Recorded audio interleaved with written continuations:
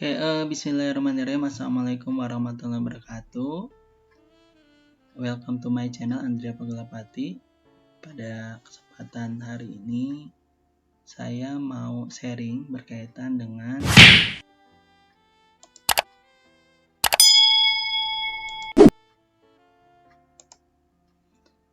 manajemen pemasaran dan promosi bisnis ya.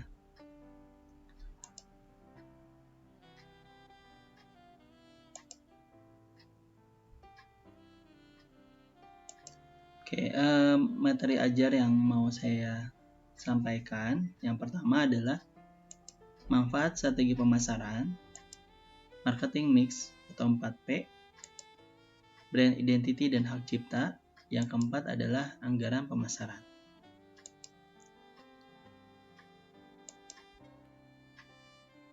Manajemen pemasaran dan promosi bisnis itu adalah merupakan alat analisis, perencanaan, penerapan, dan pengendalian program yang dirancang untuk menciptakan, membangun, dan mempertahankan pertukaran yang menguntungkan dengan target pasar, sasaran dengan maksud untuk mencapai tujuan utama perusahaan, yaitu memperoleh laba. Apa aja manfaat strategi pemasaran?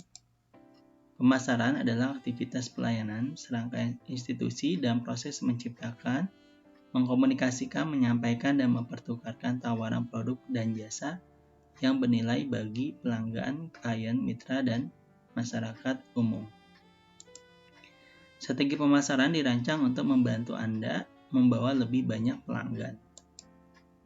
Pelanggan atau konsumen terhadap produk atau jasa yang ditawarkan dari perusahaan tertentu yang kemudian bertumbuh menjadi keinginan manusia. Jadi kalau misalnya teman-teman melihat kenapa ada produk air minum, karena itu memenuhi kebutuhan dasar manusia. Misalnya manusia butuh untuk minum, sehingga ada yang menjual atau menawarkan barang air minum dengan packaging, dengan merek tertentu, dengan rasa tertentu, dan lain sebagainya.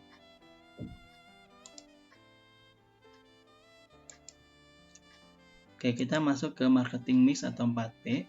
Ini ditemukan oleh Neil Borden tahun 1950-an. 4P yaitu produk, price, promotion, dan place, tempat. Tujuan utama dari pemasaran adalah membuat pelanggan Anda menyadari produk Anda dan membelinya. Bauran pemasaran adalah kumpulan faktor-faktor yang dapat dimanfaatkan perusahaan untuk membuat konsumen membeli produknya. Dan pemasaran itu adalah disiplin berbasis konteks ya. Ini contoh-contoh dari produk yang sudah pernah saya jual. Ini yang sedang saya kembangkan. Selanjutnya tentang marketing mix 4P dan contoh-contohnya. Pertama, kalau kita bicara dengan produk itu contohnya produk ayam KFC akan menyertakan tampilan makanan ember merah mengilap dengan wajah kolonel Sanders yang tersenyum dengan kata-kata pada paket combo seperti friendship, bucket, atau triple treat misalnya. Lalu triple treat ya. Lalu berkaitan dengan harga, perusahaan Spotify di Indonesia untuk mendapatkan penetrasi terbaik ini hampir menghapus semua kaset fisik. Lalu berkaitan dengan promosi, Coca-Cola memanfaatkan Piala Dunia 2010 dan lagu tema Kanan sedemikian rupa sehingga Coca-Cola dan sepak bola semuanya menjadi identik. Selanjutnya ada tempat ya. iPhone Apple ditemukan dengan mudah di toko e-commerce terkenal seperti Amazon dan bukan di toko online yang menjual bahan bangunan. Lalu selanjutnya, ini tambahan dari saya dari Jerome McCarthy. Sebenarnya ada 3P tambahannya, jadi dia membuat 7P, tapi saya ngambil aja tentang people-nya. Karena ini berkaitan dengan profesi kita sebagai seorang perawat, yang itu sangat butuh banget ya dalam hal bagaimana manusia atau sumber daya manusia itu harus bagus, terampil, berkualitas, sehingga itu memiliki market ya. menarik marketing gitu ya, seperti itu. Oke, kita bahas tentang brand identity dan hak cipta ya. Brand identity itu adalah penanda identitas dari sebuah produk, barang, atau jasa yang ada dalam perdagangan, atau kita kenal dengan istilah merek ya. Hak merek adalah bentuk perlindungan HKI yang memberikan hak eksklusif bagi pemilik merek yang terdaftar untuk menggunakan merek tersebut dalam perdagangan barang dan atau jasa sesuai dengan kelas dan jenis barang atau jasa untuk mana merek tersebut terdaftar. Tak heran jika branding menjadi bagian yang sangat penting dalam pemasaran suatu produk atau jasa, dan juga tidak hanya itu sebagai identitas semata, tapi juga merek berperan penting mewakili reputasi tidak hanya produknya namun juga penghasil dari produk, barang, atau jasa yang dimaksud. Ya, jadi kalau mereknya udah benar-benar disukai oleh konsumen, maka mau harganya mahal, mau tempatnya jauh pasti dicari.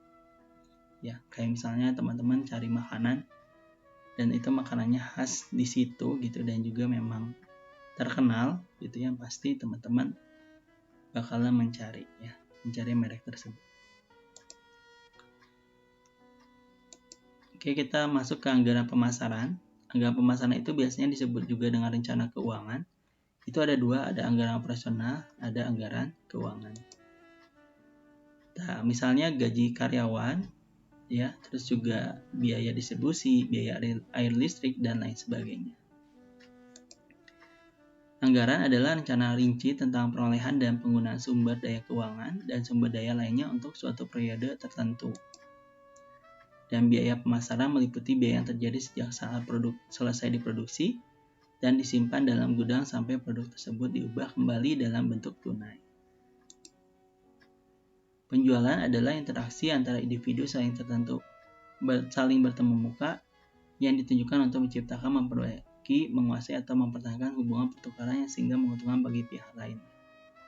Jadi perlu ada saling tatap muka dan juga harus tahu ya barang apa yang mau dibeli dan barangnya memang ada, diperlihatkannya.